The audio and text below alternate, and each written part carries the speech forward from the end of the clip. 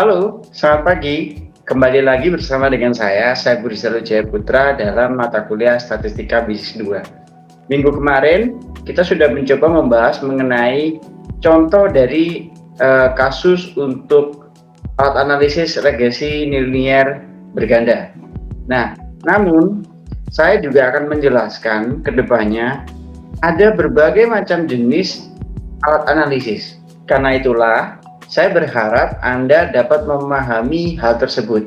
Namun, karena singkatnya waktu untuk pemahaman statistika bisnis 2, maka saya hanya akan memberikan gambaran saja apa hal-hal yang harus Anda pelajari.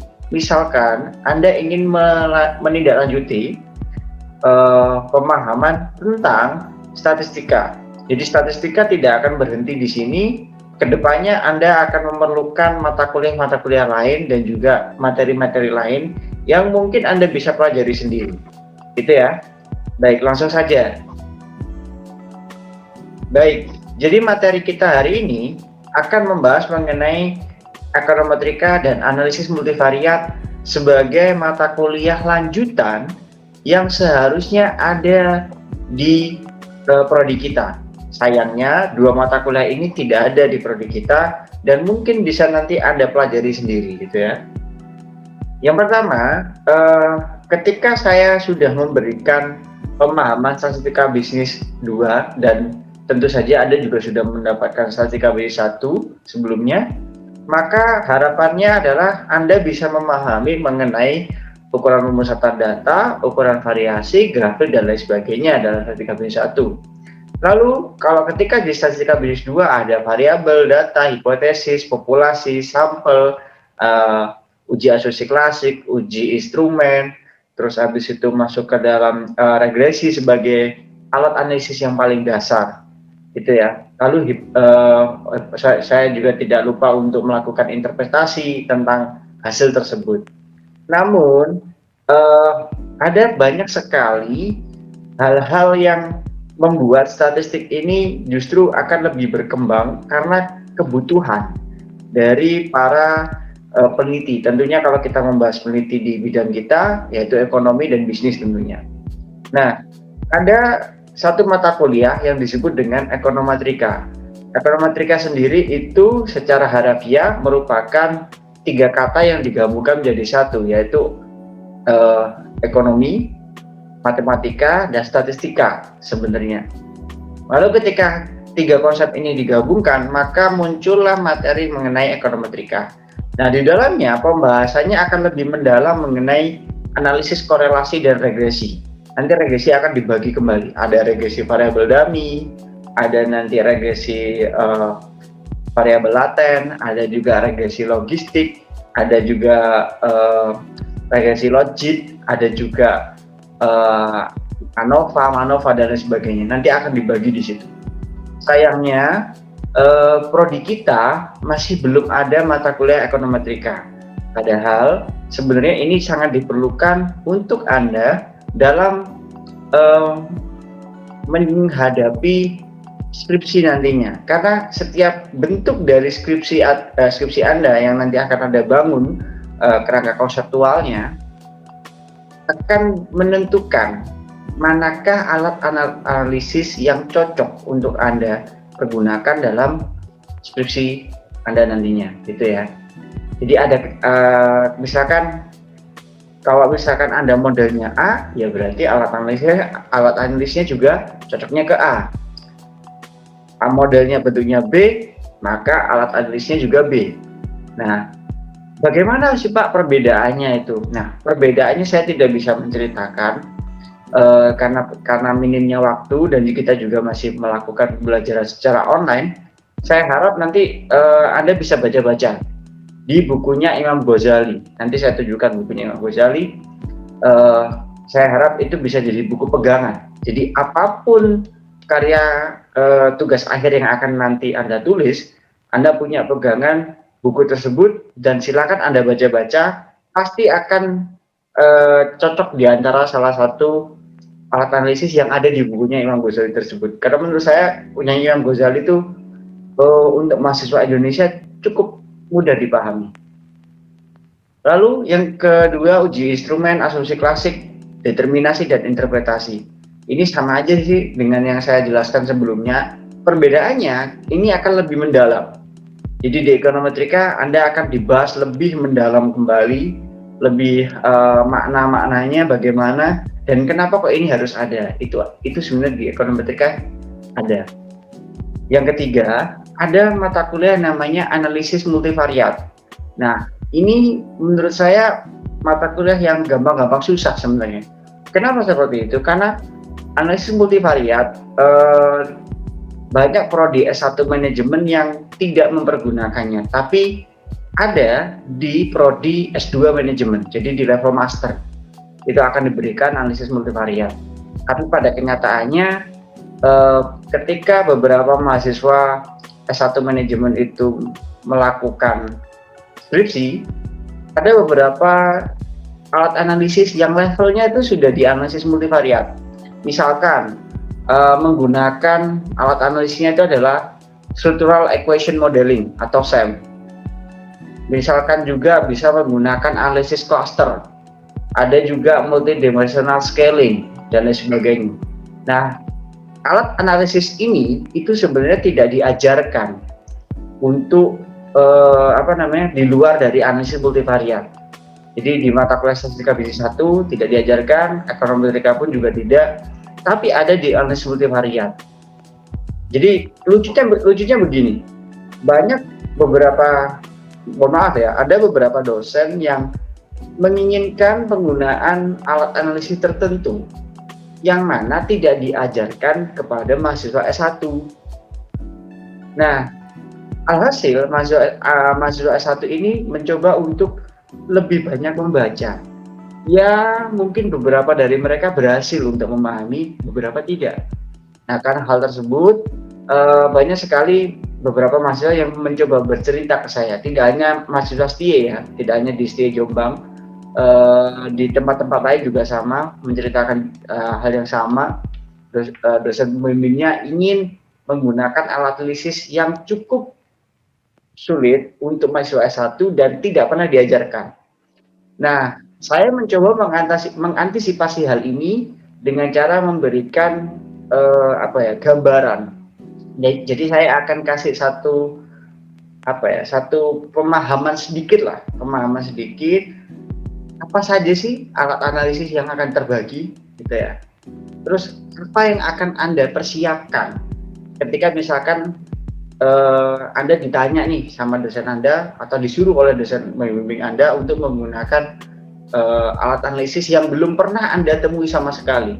Maka solusinya adalah baca bukunya Imam Ghazali. Di sana sangat lengkap menurut saya. Itu ya. Kalau masih belum cukup, Anda bisa baca bukunya Agusti Ferdinand. Nanti saya kasih gambarnya. Cuman mohon maaf saya tidak ada file soft copy-nya karena ya ada copyright dan sebagainya. Saya tidak mempunyai filenya. Silakan Anda akses ke perpus. Nanti saya akan kasihkan gambarnya seperti apa. Lalu di analisis multivariat itu nanti lebih dalam lagi kita pemahamannya ada univariat, yaitu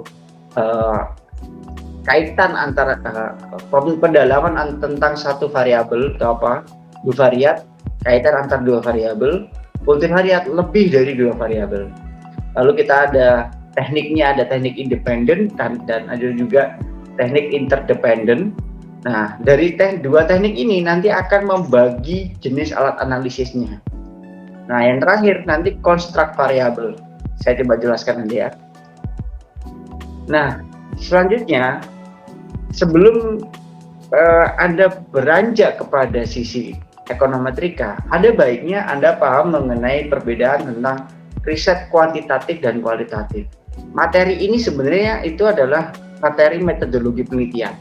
Cuma saya hanya akan memperkenalkan, nanti dosen metodologi penelitian Anda juga akan mengulangnya kembali. Nah, riset Anda bisa memilih pendekatan mau kuantitatif atau kualitatif. Kalau pendekatannya kuantitatif, ciri-cirinya adalah berawal dari teori dan pengujian. Lalu pendekatannya parametrik, Di cirikannya itu pasti judul-judulnya ya, pengaruh, analisis, peranan. Nah, itu merupakan judul-judul kuantitatif. Lalu tujuannya adalah apa? Mengkonfirmasi apakah teori ini benar. Jadi ada satu teori, misalkan ada teori tentang di manajemen ini ada tentang, jadi misalkan ada teori plan behavior. Jadi teori plan behavior itu membuat suatu argumentasi bahwa kenapa sih seseorang itu melakukan suatu perencanaan dalam kehidupan sehari-harinya. Ada alasan yang mendasari hal tersebut. Alasan-alasan tersebut bisa nanti dibentuk menjadi suatu faktor-faktor yang mempengaruhi perilakunya. Misalkan, kalau seseorang tersebut itu memiliki perilaku konsumtif, ya kan, mereka memiliki perilaku konsumtif, dan dia akan mencoba mengamati berbagai hal, misalkan harga dari produk tersebut, terus kualitas yang dia ketahui dibandingkan dengan produk-produk yang lainnya, atau produknya mungkin dia sudah beli, dan juga dari sisi kegunaan dan lain sebagainya. Nah, itu teori plan behavior. Namun teori plan behavior ini dipatahkan. Ya, kalau istilah dalam filsafat ilmu itu kita memfalsifikasikannya. Jadi kalau misalkan teori tersebut ada yang mematahkan, maka kita katakan sebagai teori yang terfalsifah. Jadi teori plan behavior itu mengatakan bahwa ketika seseorang itu memiliki suatu tujuan, maka dia akan melakukan mesti memiliki suatu kebiasaan yang ternyata sebenarnya terencana. Jadi terencana. Namun ada beberapa kebiasaan orang yang tidak terencana. Misalkan pembelian impulsif, impuls buying. Jadi ketika orang melihat sesuatu produk, dia ingin beli secara langsung. Misalkan dia lihat satu produk kecantikan di mall, dia baru lihat display yang ada di mall tersebut, dia langsung beli. Nah, ketika terjadi fenomena seperti ini, maka teori plan behavior dia terfalsifah. Jadi secara nggak langsung tidak terbukti untuk kasus tersebut, gitu ya. Nah, sama dengan teori-teori yang lain, tujuan dari penelitian kuantitatif adalah untuk mengkonfirmasi apakah teori ini does work in this case or not. Nah, itu yang perlu dilakukan dalam riset kuantitatif. Nah, yang terakhir, karakternya adalah bisa digeneralisasi. Jadi dia itu bisa mengeneralisasi di lingkungan yang hampir sama dengan dia. Misalkan lingkungan bisnis industri makanan, kita temukan A berpengaruh pada B. Maka industri makanan yang lain yang sejenis seperti dia di tempat lain punya punya suatu probabilitas yang hampir sama. Nah, itu disebut dengan generalisasi. Nah, yang kedua adalah riset tentang kualitatif. Riset kualitatif itu pendekatannya memiliki beberapa ciri. Yang pertama, berawal dari fenomena dan dicari jawaban permasalahannya. Jadi ada fenomena, kita melihatnya bukan dari teori lagi. Kalau kuantitatif kita awali dari teorinya, tapi kalau kualitatif kita lihat permasalahannya dan fenomena yang terjadi di situ. Misalkan contohnya, beberapa bulan yang lalu itu saya sempat membahas tentang fenomena awal-awal terjadinya pandemi dan juga apa yang akan terjadi terhadap sektor bisnis kita. Banyak sebenarnya. Kita mau bahas pariwisata katakanlah. Di saat-saat itu pariwisata langsung otomatis terpuruk. Namun pertanyaannya adalah dari fenomena tersebut, apa sih yang sebenarnya bisa dilakukan oleh pengusaha area pariwisata atau area tourism and hospitality untuk bisa bertahan dengan adanya pandemi? Ternyata ada beberapa cara-cara lain, meskipun sulit. Yang utama adalah melakukan protokol kesehatan. Namun itu pun juga protokol kesehatan baru bisa dilakukan di penghujung akhir tahun ya 2020 baru bisa dilakukan, dan mungkin wisatawan juga belum semaksimal protokol kesehatannya. Nah, lalu ada permasalahan lagi, bagaimana dengan APBD daerah untuk pariwisata? Misalkan Provinsi Bali, APBD terbesarnya mereka itu dari PAD pariwisata. Kalau pariwisatanya tidak jalan, otomatis PAD-nya turun, otomatis APBD-nya juga nggak akan masuk, dan lain sebagainya. Nah, permasalahan ini itu menjadi suatu fenomena. Nah, kajian di dalam kualitatif itu kita bisa kaji lebih dalam bagaimana cara untuk mengetahui, tapi bukan untuk mencari solusi. Kita tujuannya adalah untuk mengetahui tentang bagaimana kondisi real mereka. Kita tidak melakukan treatment apapun. Nah, kondisi real ini apa? Misalkan, Anda bisa tahu, ketika seorang pengusaha pariwisata terdampak pandemi, bagaimana mental mereka? Bagaimana etos kerja mereka? Bagaimana mereka mengatasi masalah? Apakah mereka punya planning B, planning C, planning D, dan seterusnya? Nah, itu yang bisa kita coba untuk kaji. Karena logikanya gini, ketika seseorang mempunyai, saya agak lupa teorinya, ketika seseorang itu memiliki permasalahan yang sulit untuk dipecahkan, maka dia akan cenderung untuk stres. Nah, dari stres tersebut, maka pekerjaannya juga tidak akan selesai. Pekerjaan tidak selesai, otomatis dia juga bisa saja kehilangan pekerjaan dan lain sebagainya, seterusnya gitu ya. Ada kaitan-kaitan lainnya, misalkan keluarganya tidak terurus, bisnis lain juga tidak terurus, dia mentalnya menjadi tidak sehat, menjadi sakit, dan seterusnya. Nah, itu ada kaitannya. Bagaimana cara menjawabnya? Kita gunakan pendekatan kualitatif. Jadi pertanyaannya adalah, apa yang terjadi ketika fenomena pandemik menghantam seluruh dunia, dan bagaimana pariwisata? Nah, itu pertanyaan highlight utama. Tapi jawabannya itu kita explore, bukan kita tentukan, gitu ya. Jadi pertanyaannya itu bukan kita tentukan, tapi kita mengalir gitu. Nah, yang kedua, pendekatannya non parametrik.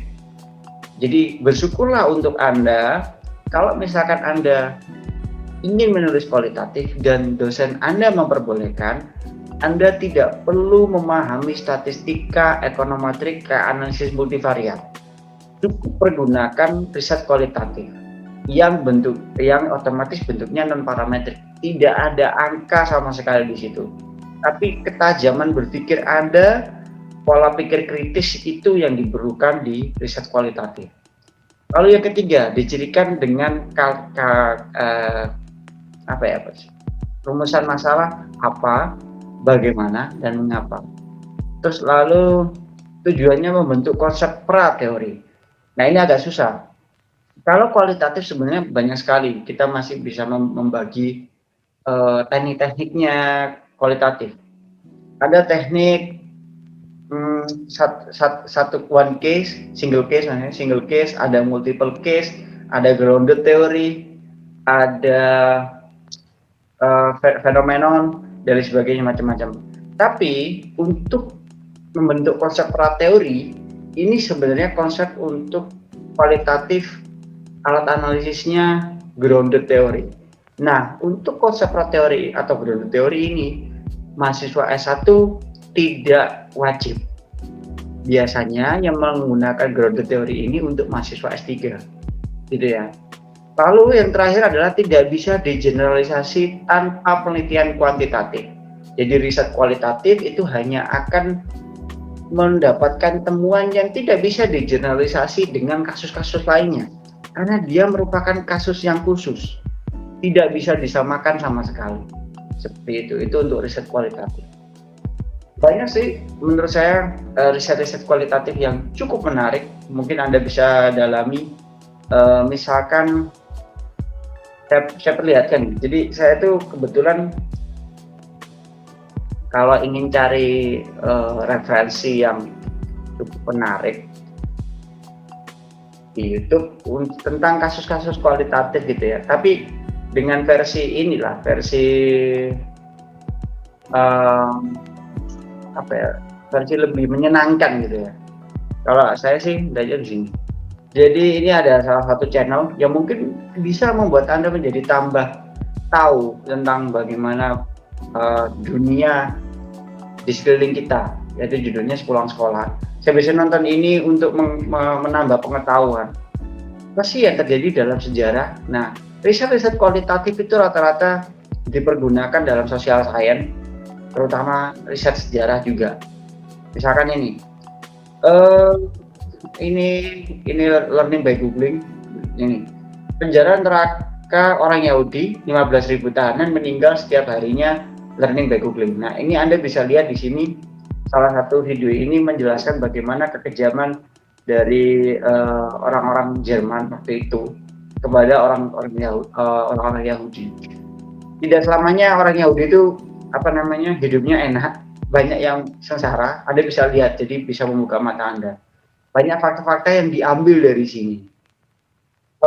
Ada satu lagi, kalau tidak salah di video ini itu dia membahas tentang salah satu film yang cukup fenomenal tahun 2000-an, dan ini merupakan film dokumenter berjudul saya kurang tahu ya, pronunciation-nya gimana. Judulnya adalah Schindler's List. Ini merupakan film dokumenter yang mungkin Anda bisa tonton untuk menambah pengetahuan Anda dan pola berpikir kritis kalau Anda ingin menulis tentang riset kualitatif. Jadi Schindler's List ini merupakan film yang menceritakan tentang kesengsaraan orang-orang Yahudi dibantai oleh tentara Jerman waktu itu yang dipimpin oleh Hitler. Nah, bagaimana mereka bisa melewati semua ujian tersebut dan bagaimana awalnya, Anda bisa tonton di sini. Jadi film dokumenter menurut saya itu adalah film-film yang pada dasarnya menggugah pola berpikir kritis dan tentunya keinginan untuk melakukan riset kualitatif. Jadi rata-rata orang yang ingin riset kualitatif itu memiliki rasa keingintahuan yang tinggi. Misalkan ketika Anda nonton film ini, apa sih yang terjadi di film ini? Kenapa sih ke orang Jerman itu sebegitu jahatnya?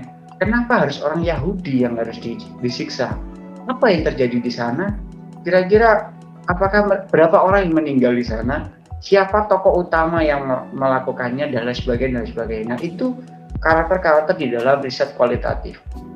Jadi pertanyaan-pertanyaan yang muncul ketika mau lihat satu fenomena itu bisa ditulis menggunakan riset kualitatif. Nah, jenis statistik multivariat itu banyak sekali. Ada principal component analysis, ada factor analysis, canonical correlation, cluster analysis, diskriminan, multiple regression analysis, conjoint analysis, MANOVA, multidimensional scaling, structural equation modeling, ada ada lain sebagainya. Nah, klasifikasinya itu seperti ini. Ini saya ambil dari bukunya Joseph F. Hare. Dia mengklasifikasikan bahwa pada dasarnya alat analisis statistik itu bisa dilihat dari dua sisi, yaitu teknik dependent atau interdependent.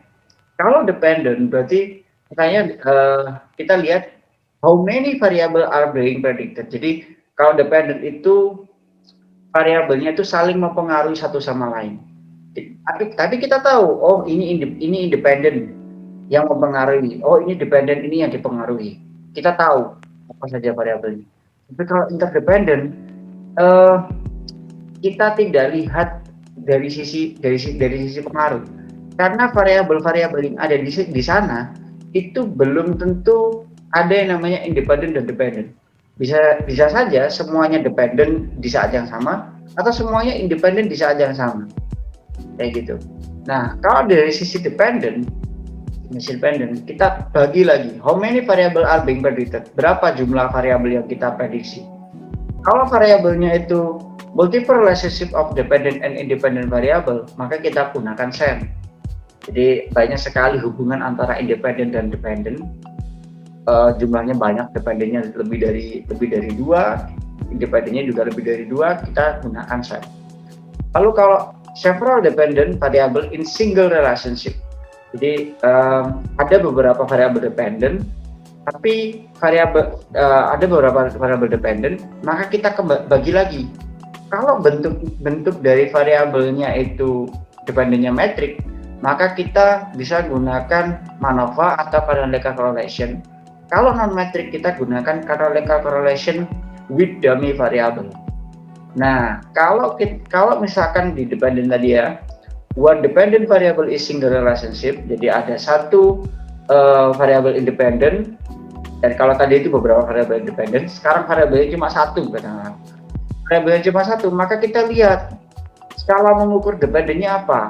Kalau dia metrik, maka gunakan regresi atau multiple regression atau conjoint analysis. Tapi kalau dia non metrik, kita gunakan diskriminan atau analisis diskriminan. Atau kita gunakan linear probability model, gitu ya. Nah, kalau di interdependent, kita hanya fokus nih. Ada pembagian. Kalau pembagiannya berdasarkan variabel, maka kita gunakan faktor analisis. Kalau pembagiannya berdasarkan case atau responden, maka kita gunakan cluster analysis. Kalau berdasarkan objek, nah kita lihat nih, ukurannya apa nih? Kalau dia metrik, kita gunakan multidimensional scaling. Kalau dia non metrik, kita gunakan correspondent analysis. Kayak gitu ya. Agak rumit. Saya yakin, saya pertama kali baca tabel ini itu dari bukunya Joseph F. Hare, juga sama, saya agak pusing ketika pertama kali baca, tapi Anda akan menemukan nantinya manakah alat analisis yang cocok untuk Anda. Nah, saya sarankan ketika Anda membaca tabel ini dan juga menentukan alat analisis, silakan berdiskusi dengan dosen pembimbing Anda. Saya yakin dosen pembimbing Anda siapapun itu pasti akan bisa membaca tabel ini dan menemukan apa alat analisis yang cocok untuk Anda, gitu ya. Nah, ini yang seterusnya adalah variabel laten. Nah, variabel laten ini agak berbeda dengan variabel yang observe. Kalau di dalam riset, ini yang sering sekali keluar. Misalkan nih, karena kebetulan STIE ini saya mengajarnya menggunakan analisis regresi di tahun lalu. Ada beberapa mahasiswa yang bukan memprotes, lebih tepatnya sambat ke saya. Pak, saya itu menggunakan regresi sesuai dengan apa yang saya pelajari di mata kuliah Bapak. Tapi ketika saya bertemu dengan dosen lain, dosen membimbing saya disuruh menggunakan SEM. Saya kan bingung, Pak, saya nggak pernah belajar ini. Nah, kenapa alasannya kok disuruh demikian? Begini, Pak, karena katanya variabel saya itu construct. Nah, variabel construct, oke, laten berarti. Iya, Pak, kata beliaunya laten. Oke. Lalu apa permasalahannya? Saya tidak tahu, Pak, apa itu laten. Saya tidak tahu apa itu construct dan kenapa harus pakai SEM. Oke, saya akhirnya menjelaskan. Ini penjelasan yang sama saya jelaskan kepada dia, kepada mahasiswa saya. Variabel laten itu variabel yang memiliki banyak sekali atau lebih dari satu indikator. Tapi variabel observe, kebalikannya, itu merupakan variabel yang diukur berdasarkan satu indikator. Misalkan, kalau kita mengukur komitmen organisasi, ada X1, S2, S3. Misalkan ya, komitmen organisasi itu diukur dari apa sih? Banyak sekali. Kita bisa lihat absensi yang selalu hadir, absensi yang selalu tepat waktu, selalu bersemangat atau memiliki motivasi tinggi untuk bekerja, atau memiliki kemauan untuk belajar. Nah, itu komitmen organisasi. Tidak mau pindah ke organisasi lain atau perusahaan lain. Nah, itu komitmen organisasi. Nah, sedang itu karakter-karakter di mana variabel memiliki beberapa indikator. Lebih mudahnya, misalkan gini, kita bisa mengatakan suatu rumah itu baik itu dari sisi apa sih ukurannya? Rumah yang baik adalah rumah yang memiliki atap, ya kan, tentunya memiliki atap, fondasi yang bagus, ya kan, tanah yang apa ya istilahnya itu jejak gitu ya, dia tidak akan longsor gitu ya dan sebagainya. Nah, itu ukuran-ukuran yang bisa mengukur bahwa rumah ini tuh baik. Nah, sama juga kamu berorganisasi juga diukur dari berbagai hal. Kepuasan kerja juga berbagai hal. Kepuasan kerja misalkan diukur berdasarkan apa? Gajinya mencukupi, libur yang sesuai, jam kerja yang tidak lebih atau sesuai. Nah, itu juga ukuran-ukuran gitu loh. Nah, variabel-variabel seperti inilah yang disebut dengan variabel laten. Dan variabel seperti ini itu harus menggunakan structural equation modeling atau SEM. Nah, itulah alasan kenapa ada beberapa dosen pembimbing yang menyuruh mahasiswa level S1 tidak boleh menggunakan regresi tapi menggunakan SEM. Kenapa? Karena mahasiswanya sendiri menggambarkan variabel yang berkonstruk. Jadi variabelnya itu memiliki indikator yang cukup banyak. Akhirnya dia disuruh pakai SEM. Nah, inilah yang perlu dipelajari menurut saya. Nah, kalau Pak, bagaimana dengan variabel observe? Nah, variabel observe itu sebenarnya balik lagi, variabelnya cuma diukur dari satu hal. Dari satu hal, selesai. Misalkan return on asset, ya return on asset kan gampang. Kita hitung aja returnnya pendapatan kita berapa dibagi asetnya. Aset wujud yang kita miliki, selesai. Kita tahu nih hasilnya berapa. Nah, angkanya kan cuma satu. Selesai. Earning per share. Jadi kita bagi aja setiap satu lembar saham itu punya keuntungan berapa. Misalkan lembar sahamnya 1000, pendapatannya 100. Ya sudah, selesai. Ya kita aja 100 dibagi 1000 berarti berapa? 0,1, selesai. EPS-nya berapa? 0,1. Itu variabel observe. Jadi dia hanya diukur berdasarkan satu hal. Nah, kalau variabel Anda pakai ini, baru Anda pakai regresi, tidak apa-apa. Pak, bagaimana kalau kan ini variabel-variabel keuangan. Kalau di variabel pemasaran bagaimana? Misalkan pada pemasaran, Anda kasih kuesioner kepada konsumen, Anda cuma tanya, apakah Bapak puas, misalkan. Oke, kita kasih aja list skala Likert. Apakah Anda puas? Pilih 1 sampai 5. Semakin kelima Anda sangat puas, semakin ke 1 Anda sangat tidak puas. Selesai. Tapi kalau misalkan di dalam kepuasan konsumen itu ada berbagai jenis indikator lagi berdasarkan teori yang ada di dalam Philip Kotler, ya sudah, berarti itu menggunakan variabel laten atau konstruk yang ujungnya pasti ke SEM, alat analisisnya, gitu ya. Nah, ini contohnya juga risetnya.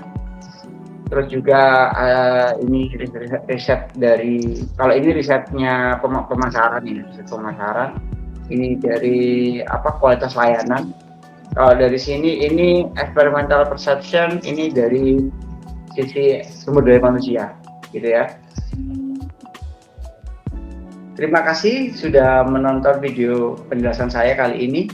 Mungkin materinya tidak begitu berat saya rasa, cuman PR untuk Anda adalah pelajari kembali lebih jauh tentang analisis multivariat dan juga alat-alat analisis yang lain.